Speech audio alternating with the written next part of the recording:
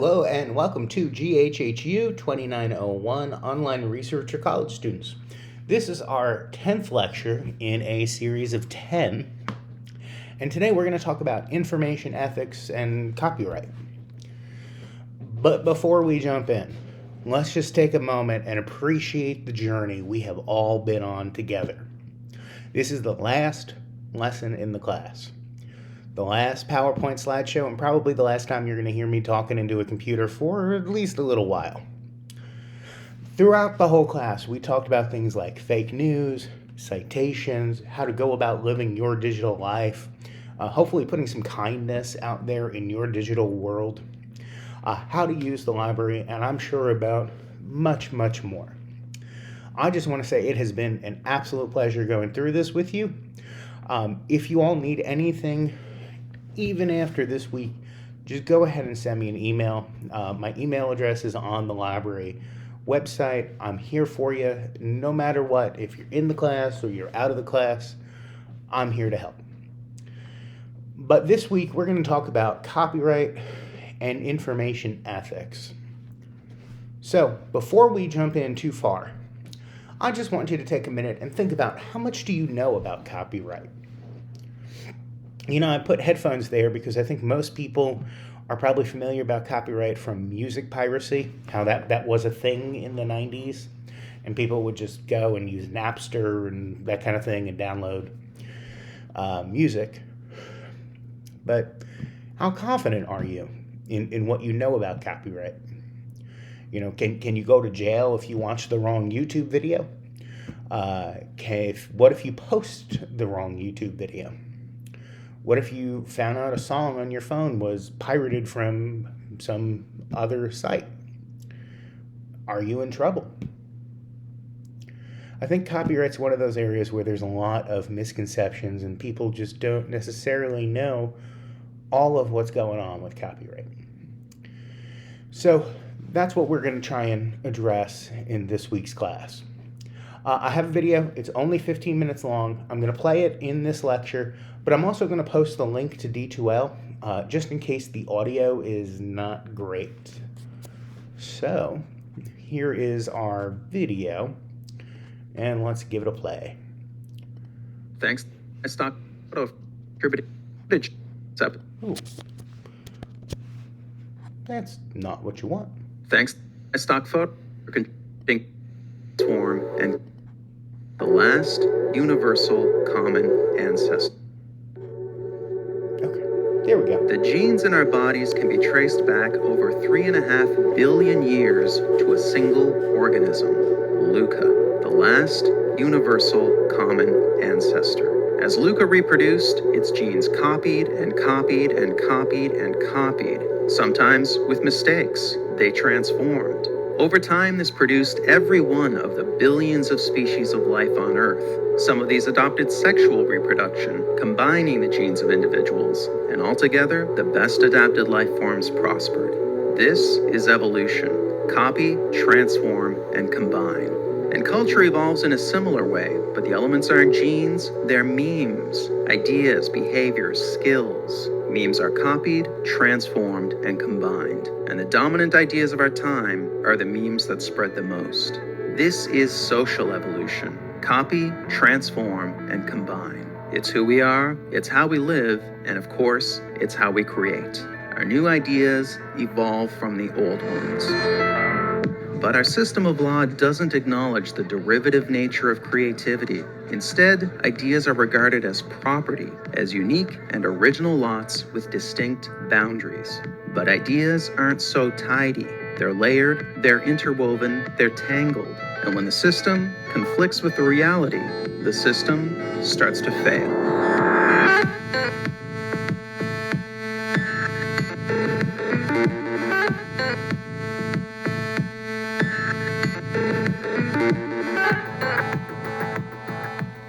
For almost our entire history, ideas were free. The works of Shakespeare, Gutenberg, and Rembrandt could be openly copied and built upon. But the growing dominance of the market economy, where the products of our intellectual labors are bought and sold, produced an unfortunate side effect. Let's say a guy invents a better light bulb. His price needs to cover not just the manufacturing cost, but also the cost of inventing the thing in the first place. Now let's say a competitor starts manufacturing a competing copy. The competitor doesn't need to cover those development costs, so his version can be cheaper. The bottom line, original creations can't compete with the price of copies. In the United States, the introduction of copyrights and patents was intended to address this imbalance. Copyrights covered media, patents covered inventions. Both aim to encourage the creation and proliferation of new ideas by providing a brief and limited period of exclusivity, a period where no one else could copy your work. This gave creators a window in which to cover their investment and earn a profit. After that, their work entered the public domain, where it could spread far and wide and be freely built upon. And it was this that was the goal, a robust public domain, an affordable body of ideas, products, arts, and entertainment available to all. The core belief was in the common good, what would benefit everyone. But over time, the influence of the market transformed this principle beyond recognition. Influential thinkers proposed that ideas are a form of property, and this conviction would eventually yield a new term, intellectual property. This was a meme that would multiply wildly, thanks in part to a quirk of human psychology known as loss aversion. Simply put, we hate losing what we've got. People tend to place a much higher value on losses than on gains, so the gains we get from copying the work of others don't make a big impression. But when it's our ideas being copied, we perceive this as a loss and we get territorial. For instance, Disney made extensive use of the public domain. Stories like Snow White, Pinocchio, and Alice in Wonderland were all taken from the public domain. But when it came time for the copyright of Disney's early films to expire, they lobbied to have the term of copyright extended. Artist Shepard Fairey has frequently used existing art in his work. This practice came to a head when he was sued by the Associated Press for basing his famous Obama Hope poster on their photo. Nonetheless, when it was his imagery used in a piece by Baxter Orr, Fairey threatened to sue. And lastly, Steve Jobs was sometimes boastful about Apple's history of copying. We have, always been shameless about stealing great ideas. But he harbored deep grudges against those who dared to copy Apple. I'm going to destroy Android because it's a stolen product. I'm willing to go thermonuclear war on this. When we copy, we justify it. When others copy, we vilify it. Most of us have no problem with copying as long as we're the ones doing it. So with a blind eye toward our own mimicry and propelled by faith in markets and ownership, intellectual property swelled beyond its original scope, with broader interpretations of existing laws, new legislation, new realms of coverage, and alluring rewards. In 1981, George Harrison lost a $1.5 million case for subconsciously copying the doo-wop hit He's So Fine in his ballad, My Sweet Lord.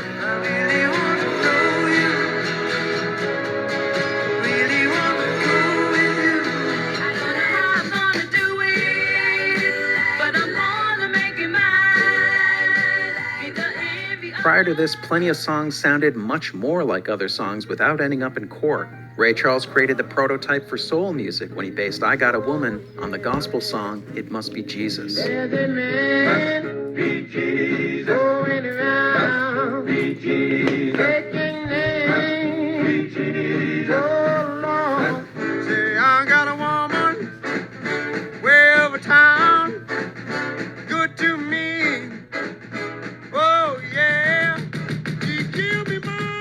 Starting in the late 90s, a series of new copyright laws and regulations began to be introduced, and many more are in the works. The most ambitious in scope are trade agreements. Because these are treaties and not laws, they can be negotiated in secret, with no public input and no congressional approval. In 2011, ACTA was signed by President Obama, and the Trans-Pacific Partnership Agreement, currently being written in secret, aims to spread even stronger U.S.-style protections around the world. Of course, when the United States itself was a developing economy, it refused to sign treaties and had no protection for foreign creators. Charles Dickens famously complained about America's bustling book piracy market, calling it a horrible thing that scoundrel booksellers should grow rich. Patent coverage made the leap from physical inventions to virtual ones, most notably software. But this is not a natural transition. A patent is a blueprint for how to make an invention. Software patents are more like a loose description of what something would be like if it actually was invented. And software patents are written in the broadest possible language to get the broadest possible protection.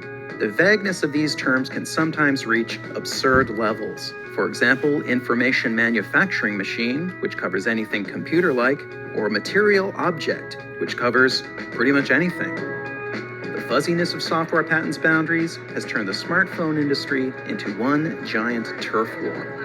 62% of all patent lawsuits are now over software. The estimated wealth lost is $500 billion. The expanding reach of intellectual property has introduced more and more possibilities for opportunistic litigation, suing to make a buck. Two new species evolved whose entire business model is lawsuits: sample trolls and patent trolls. These are corporations that don't actually produce anything. They acquire a library of intellectual property rights, then litigate to earn profits. And because legal defense is hundreds of thousands of dollars in copyright cases and millions in patents, their targets are usually highly motivated to settle out of court. The most famous sample troll is Bridgeport Music, which has filed hundreds of lawsuits. In 2005, they scored an influential court decision over this 2-second sample. That's it. And not only was the sample short, it was virtually unrecognizable.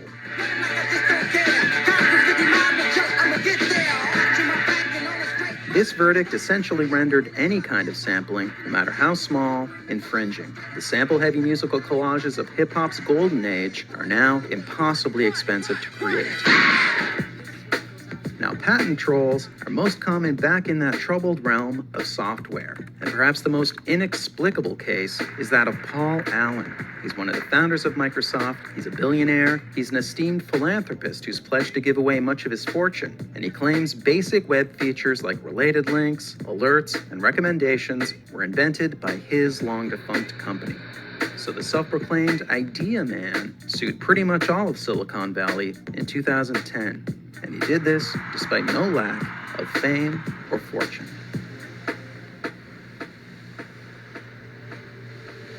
So to recap, the full picture looks like this. We believe that ideas are property, and we're excessively territorial when we feel that property belongs to us. Our laws then indulge this bias with ever-broadening protections and massive rewards. Meanwhile, huge legal fees encourage defendants to pay up and settle out of court. It's a discouraging scenario, and it begs the question, what now?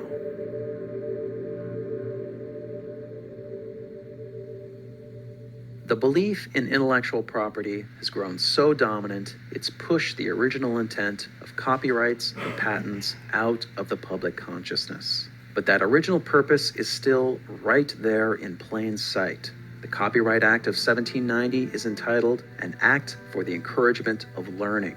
The Patent Act is to promote the progress of useful arts.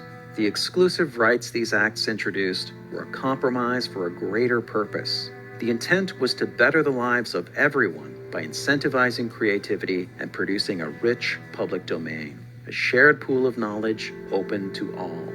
But exclusive rights themselves came to be considered the point, so they were strengthened and expanded.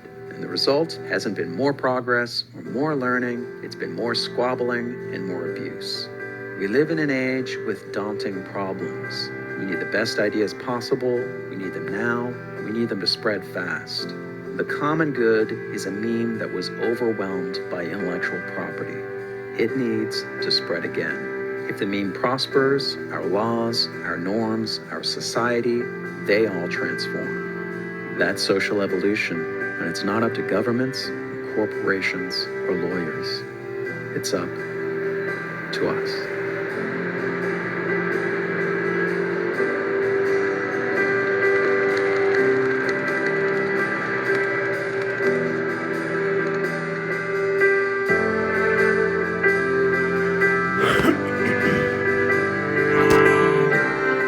All right, all.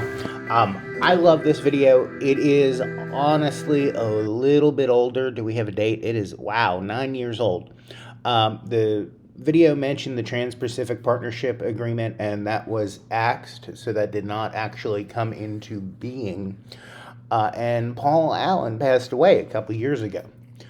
But the key things in this video, talking about information as property and the exclusive rights and all of that, that still holds very true. And I love the tone that this video ends on, because we do have some pretty serious, daunting problems in society. And we do need the best and the brightest ideas to go out there and flourish. So, thinking about this video, some questions I just want you to think about. Should information be considered property? Is it property? I struggle with this all the time, because property to me is like my smartphone, right? I have it, and then my wife takes it. I don't have it. But if I have an idea, I can share it with her, and I can still have an idea in my head. So I don't know if property is the right thing to describe information. But assuming it is, should copyright last for life plus 70 years? Should it be shorter? Early copyright laws were 14 years. And then they could be renewed for another 14 years for a total of 28. But life plus 70 seems like a very, very long time. Does that scheme serve the public good? Does it benefit the public?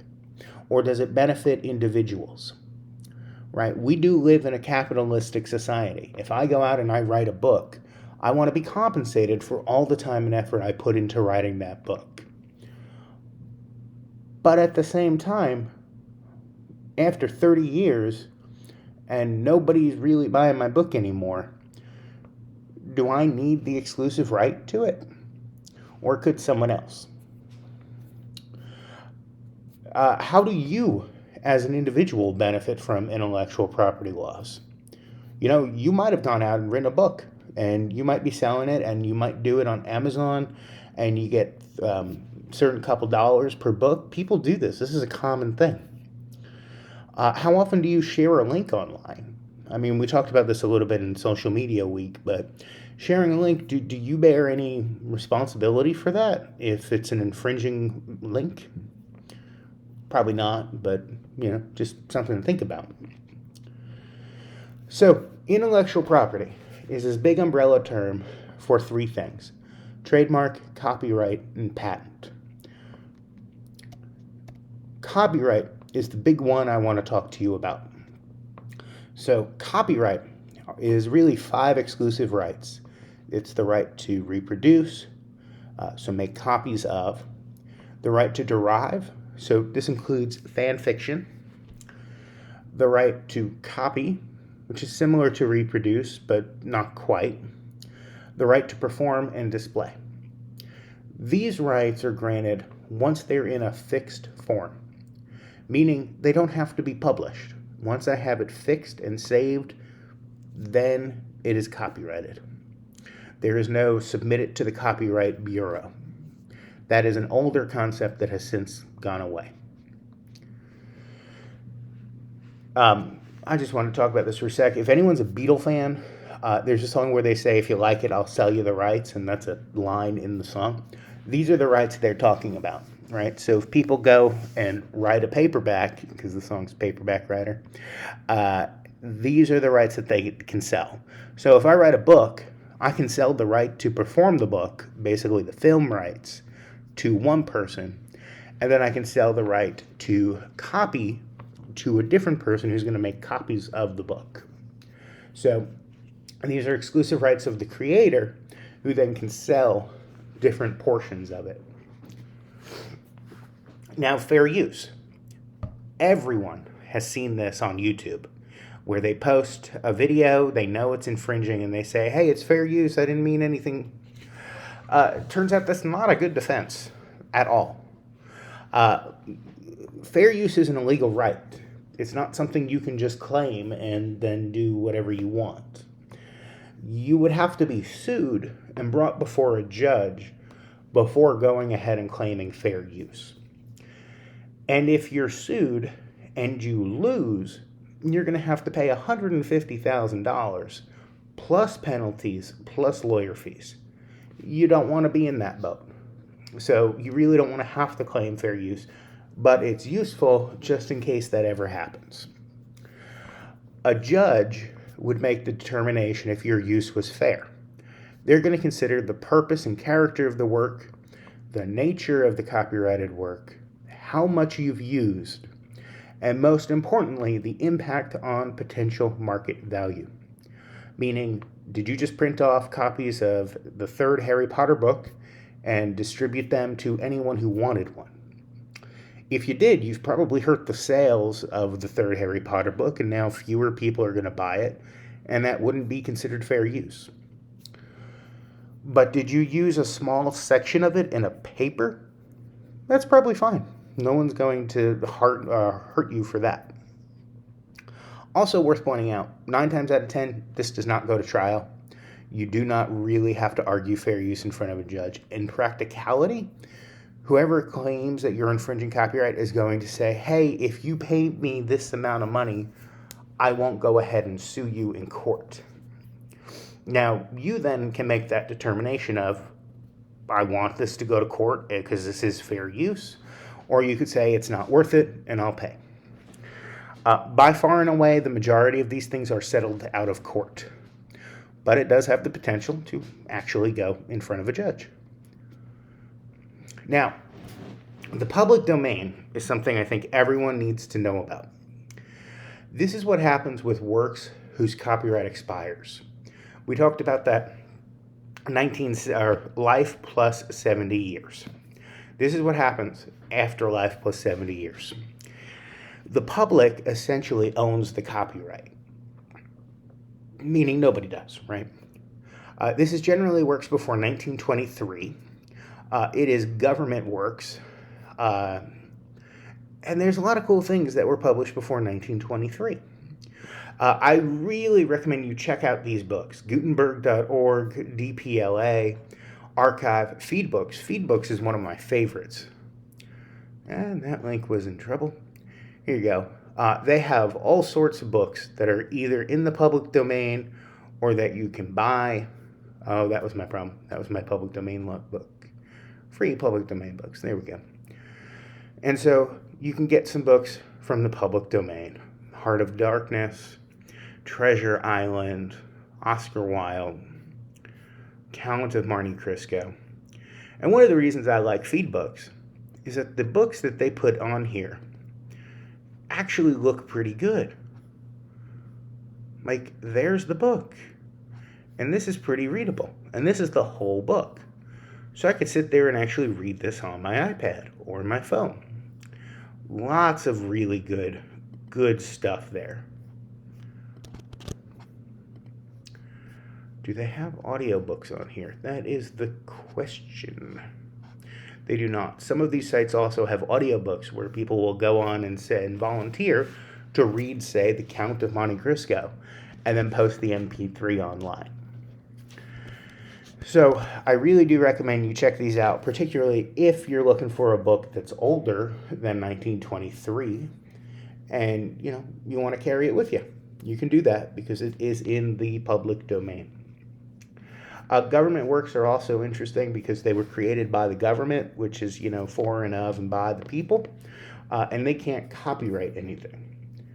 They can declare something to be top secret or classified, and then you can't access it, but there's a safety concern there, not a intellectual property concern.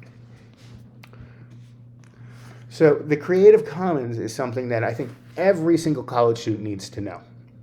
This is something that works within the existing copyright scheme, but allows you to create works that others can share. So I really would suggest going to creativecommons.org and looking at what goes on there.